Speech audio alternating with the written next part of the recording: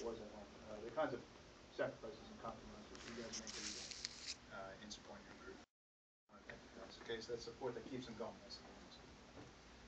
Well, the shippers, I know your mindset's probably about 9 weeks out from now or so, but this is absolutely a very big accomplishment, just standing in this room. Okay, you've proven a couple of very big things by being able to ship out today.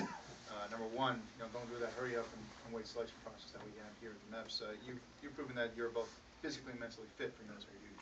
Okay, what you might not be aware of is that puts you in about the top 25% of the American population who could ever say the same thing. Okay?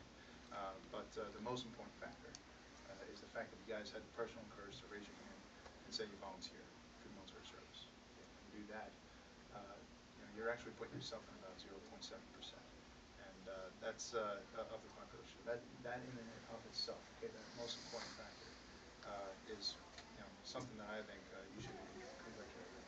Okay, so thank you guys, each and every one, for that factor above all else. Okay, I'll go ahead and ask you the couple questions, just like brief. After each question is going to be yes, no, sir, and then afterwards we're going to stand to attention and swear the oath in this one. Okay.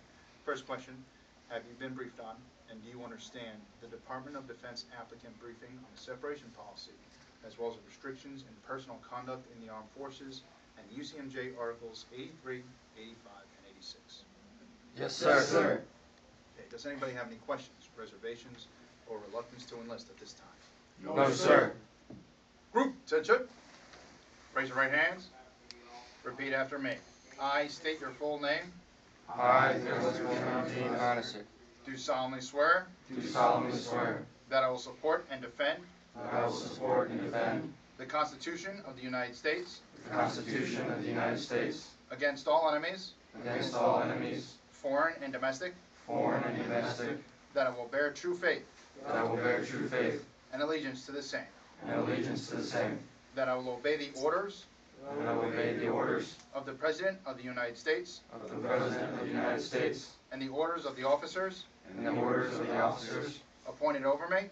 appointed over me According to regulations. according to regulations And the Uniform Code. and the Uniform Code Of Military Justice. of Military Justice. So help me God. So help me God. Put your hands down. At ease.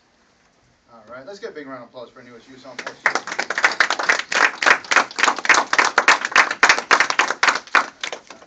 I know I mentioned a couple numbers already. I'm an Army officer, so that's kind of our thing.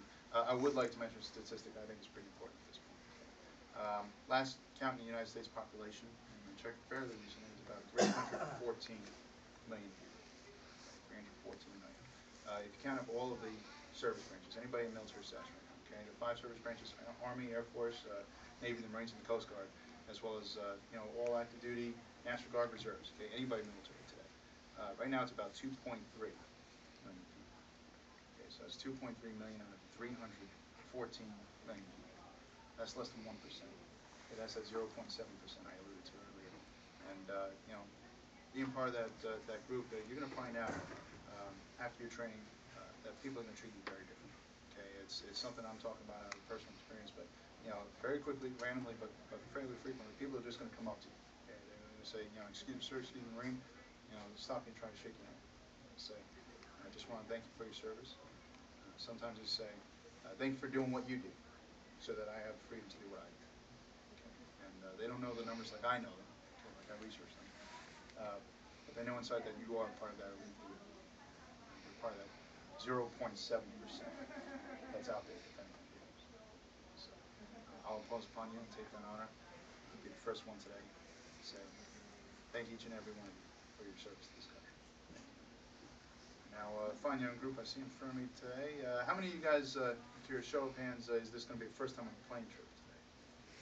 1, 2, 3, 4. Okay, put your hands down. That's good. That's an even number, so you guys can figure out amongst each other when we're in the contract briefing who you want to hold hands with and stuff. I promise, you'll get there okay. All right, but I ask that because when you're in reception, there are a few days before you actually hit your final training unit. You're going to find out a lot of people arrive first. Okay? Maybe first time on a plane, or maybe first time away from home, family, maybe just a few times. Okay? Take that initiative. All right? Seek those people out and show them your strength to carry. Pick them up. Okay? Create that camaraderie before the Marine Corps instills it upon you. Because I promise you, you'll find out very quickly that's what the training's all about.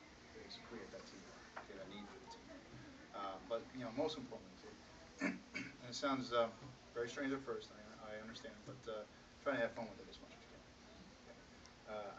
I know firsthand, okay, I've been through basic. I do know personally that a large part of a drill instructor's job is to make sure you're not having fun at pitching. Okay? I got that, trust me. But at the same time, you will be surprised. You really will. How many times they do want you to have fun, okay, or at least be positive. Okay, they're going to say this is an esprit de corps event, or they're going to teach you, company pride and platoon pride, and have platoon competitions and things like that, and cadences, things like that. Okay, just ways of making you guys proud of each other and proud of yourselves, as a platoon, as a unit. Okay, and they do that for a very important reason. They need you to stay motivated. Okay, if there's anything at all, remember from what I'm telling you right now, just stay motivated through the training. Okay, everything else will fall in place. Okay, and that is easier to do when you're having fun, but it also changes permanently the way that you're looking at it for the years to come. When you're talking to these buddies that you're making, some of those relationships will last a lifetime. I kid you not. But also just family, just anybody, the way you see it. Okay, I mean, my wife still hears my crazy stories from basic, and she still pretends like she's listening, so I appreciate that. But you'll have your own crazy stories in other communities. Okay, and I'm a little nostalgic thinking that you guys are taking those first steps right now. So good luck on that. Congratulations again. And in a minute, when I call you to attention, command you to fall out. Okay, you guys are going to follow through that door, and we're going to start signing contracts, get you right into the travel. Okay. For everybody else here.